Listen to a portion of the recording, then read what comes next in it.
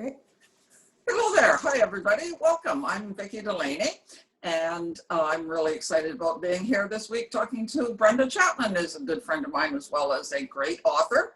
Last week, Brenda interviewed me and asked me some questions about my writing life and my books, so I thought that I would like to hear more about her, and I knew that you would enjoy hearing too. So here we go. So first of all, Brenda, nice Hi, talking Vicki. to you again on a very blessed morning. Have you found that the pandemic's had any influence over your writing routine or the way that you're approaching your writing and your life?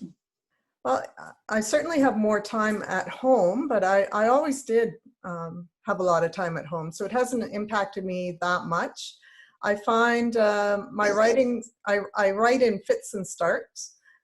So again, I'm still doing that. It takes me about 10 months to get a first draft of a manuscript done, and that doesn't seem to have changed, even though I have more time.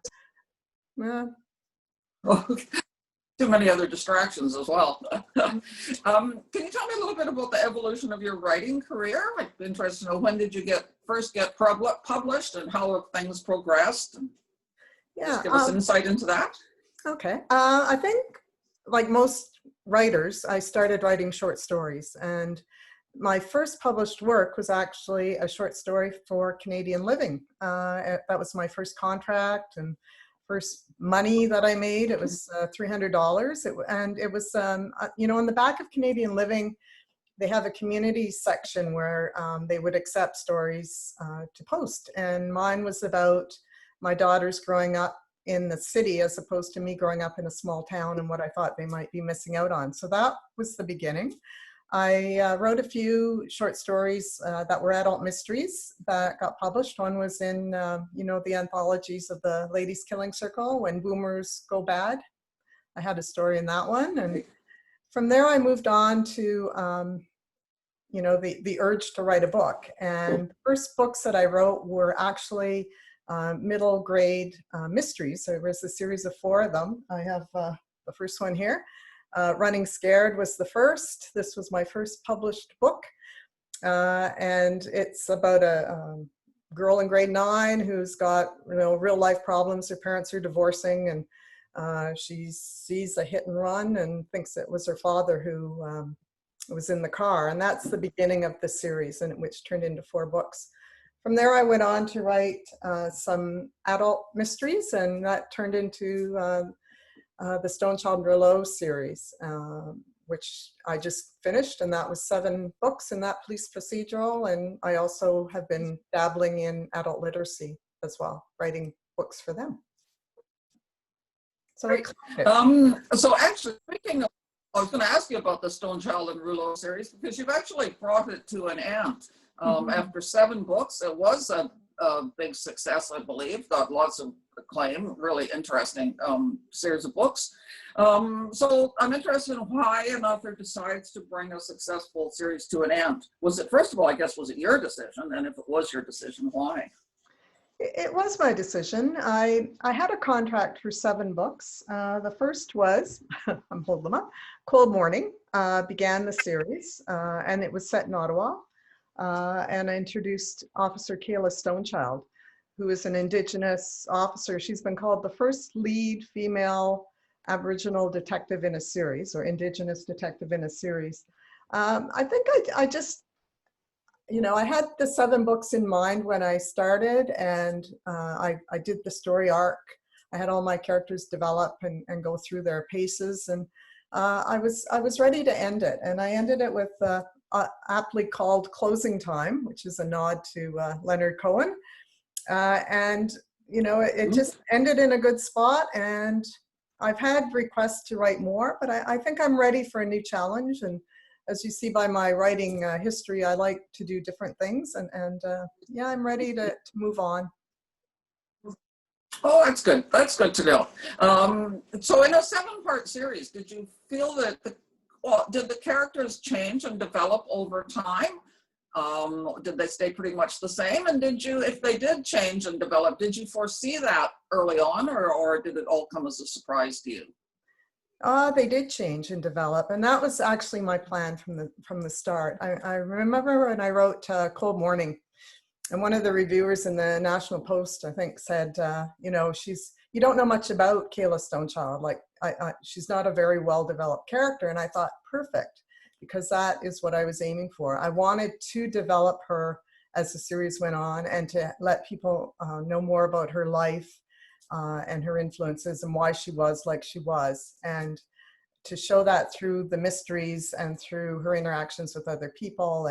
And so that she unfolded throughout the series. And I gave her a lot of interesting challenges. She ended up taking on a foster niece, a teenage foster niece, Dawn. She had to learn how to be a mother. Kayla had grown up in foster care. Her parents had been in the residential school system, hadn't been able to parent her. So she had to go through a lot of changes, which are real life changes that go on every day in people's lives who've been impacted by, trauma. So there was that. And then I gave her Jacques Rouleau as her staff sergeant. And he's, at the beginning of the series, he's still in love with his ex-wife who's remarried, and he has to learn to deal with that and to make a life for himself. And then I gave her a partner, Paul Gunderson, who's that hunky Viking type partner most women would like to have. And he spends a lot of the series trying to get rid of his wife, Fiona, who had left him for another man and is trying to worm her way back into his life. And so there's lots going on. And yeah. Okay. So for the reader that has read the whole series, is there anything that you'd like them to take away? What would you like? Anything you'd like them to think about now that they know that it's finished? Mm-hmm. I hope, first of all, that they've really enjoyed the ride and followed along with my characters and learned to love them like I have.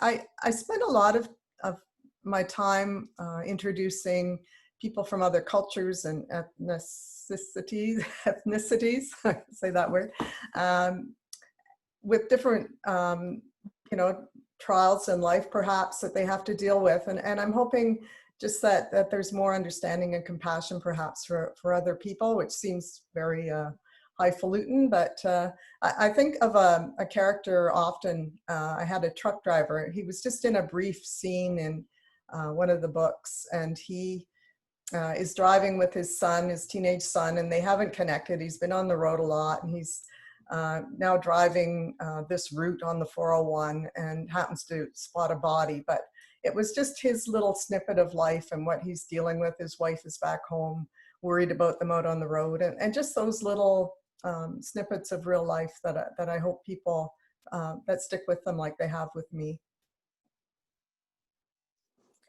Okay, so I know that you've written novellas for adult literacy, as I have as well. Did you find that a different style of writing? Did you enjoy writing those books, and are you still working on some more of those? Actually, I loved writing those books. I was a special education teacher quite a while back. That was my first career. So I really loved the chance to write these books for adult learners. They are quite different. I mean, they're a normal mystery, an adult mystery, is about 90,000 words, and these were around 15,000, so a lot shorter. They didn't have much flashback. It was a straight ahead plot. You were still writing, and you still had to engage adult comprehension and at that level, but the stories were simpler, had to be written in simpler sentences with simpler vocabulary. I think mine were written about a grade 4 level. And they're actually being made into audio tapes as we speak. The whole series is being made into audio tapes, so I'm quite excited about that. The last 2 in the series just came out as well at the same time as my last Stonechild, Killer Heat and Too Close to Home.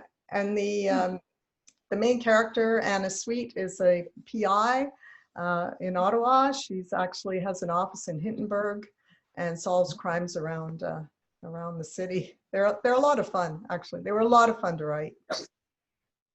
I found writing those, it's almost an exercise in the essence of what makes a book, because you strip out everything else, all the subplots, all the minor characters, a lot of the description, all that pare basically down a plot to its absolute essence. And I found just doing that a really good exercise. And I think for me, that it almost helped, I think, me to write a novel better, that I was able to focus on what was important. Yeah, they're know stripped right what's down. important, and then you can. Yeah, they were stripped right down to the basics. And when I started them, I wrote these ones for Grassroots Press out of Edmonton. And Pat, the publisher, wanted me to, first of all, have a good mystery set in Canada, strong female lead. She wanted conflict between my lead and another character, and and humor. She wanted humor in them. So it was a huge challenge to do, and almost like a long short story where every word counts and has to work. Yes. Yep. Mm-hmm. Yep. Exactly. Yep. Yeah. Okay. So now that the Stonechild and Rouleau series is ending, what are you working on now? Well, I thought I'd try my hand at thrillers.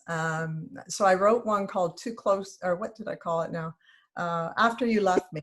And I'm not certain I mastered the thriller, because those are straight ahead action all the time. And I kind of like more character development. And mine, I think, turned out into more of a psychological suspense. So I'm not sure if I'll get it published or not, but that's fine. And now I'm working on another one kind of similar, which I'm hoping will become a series, both set in Ottawa, both mysteries. Just having fun, amusing myself. That's good. That's what it's all about. Great. Thanks for answering my questions. So I'm just going to give some real rapid fire questions here, so give people a little insight into you. Tell me where you were born. I was born in Toronto. Okay. Did you grow up there?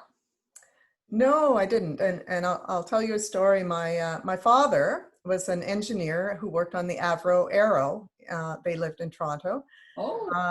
And of course, that was canceled. And my dad, like most of the engineers, took jobs in Nassau, down in Florida. And my dad took a job in Kapuskasing in a pulp mill. So they were just waiting for me to be born. I know. So up we go to Kapuskasing, and we lived there till I was 4. And then my dad decided to move south. So we moved south to Terrace Bay, which is on the north shore of Lake Superior, 2,000 people, a very isolated community, about 130 miles east of Thunder Bay. So that was, we could have gone to Florida, and we ended up in the north. That's okay. I bet I probably came out better for it in the end. What did you study at university? I studied English. You went to university. I did. I studied English literature at Lakehead. And then I got a teaching degree from Queen's, and I'm also worked on my honors English degree at Carleton here in Ottawa, and I'm 1 credit short. So if anyone from maybe I could just be given a credit for having written 22 books. That would be nice. Well, yeah, in fact, that's a good idea. Yes. Okay, what was your job before writing? You mentioned you're a special education teacher, right? Yeah, and after with the that, school board, is that what you were teaching? No, it was a private school here in Ottawa, run by a couple of psychologists, and we dealt with kids who weren't making it in the school system. It was good work, and I actually tutored some adults in reading as well. But from there, I went on to I had 2 daughters, Lisa and Julia, and stayed home with them for 12 years, and then got into the government. And the federal government, and my last job was senior communications advisor at the Department of Justice. Oh, that must have been an interesting job. I'm sure you have some stories there, but we won't get into that today. People are listening. Yes. What's your favorite vacation spot? Well, I love traveling around Canada, but my husband Ted and I went overseas a few times, and I really loved Rome. I think of all the places, that was the most exciting. Yeah. Mm-hmm. Hopefully someday we can go again. Do you have any hobbies? I do. In the summer, I love to garden. And in the winter, I curl. I'm on 2 curling teams. Although this year we are not curling because of the pandemic. But, No. mhm, Yeah. No. Another thing we could say someday. mhm. What's the last book that you read? Well, I'm currently reading Val McDermott, Insidious Intent. So I would say that's the book I'm reading right now. I'm enjoying it. It's really good. Great. I like. Yeah, I like her a lot. And what's something that people might be surprised to learn about you? Hmm. Anything at all? Well, I guess people who know me, I guess the first thought that comes to mind is that I'm the mother of two competitive curlers, Lisa and Julia, whom we followed all over the province every winter and the country. And we even got as far as the Olympics in 2018 in South Korea with Yeah. our daughter, Lisa. But I think what even my daughters would be surprised to know about me is that in grade 7, I picked up the clarinet. I played with my sister in the Terrace Bay Band, which was mainly composed of older men my dad's age. And we did, I practiced every Sunday with the band up through high school. And we did some local events, like we were on the float back of a fire truck in the parade. We, one time, for the ice capades, the Terrace Bay ice capades, we were set up on the ice to play all the skaters. So yeah, once we went out to the ski hill and played in the evening, so that kind of thing. I don't think my daughters ever knew that I did that. Your claim to fame, Terrace Bay Ice Capades. Okay, you want to tell people where they can contact you? Yeah, well, I have a website. Where can they find? Yeah, website, BrendaChapman.ca. All of my books are listed there, and all of my social media. You can contact me through Twitter and Facebook, and I have a contact page on my website. And Dundurn has all my books, as the Stonechild, and also Grassroots Press has my adult literacy books. So yeah, I'm pretty easy to find. Good. Thanks so much for talking to me today, Brenda. It was great fun. Oh, thank you. And yeah, I hope we can speak again soon in person. In person, raise a glass. Yep. Bye-bye for now. Bye now.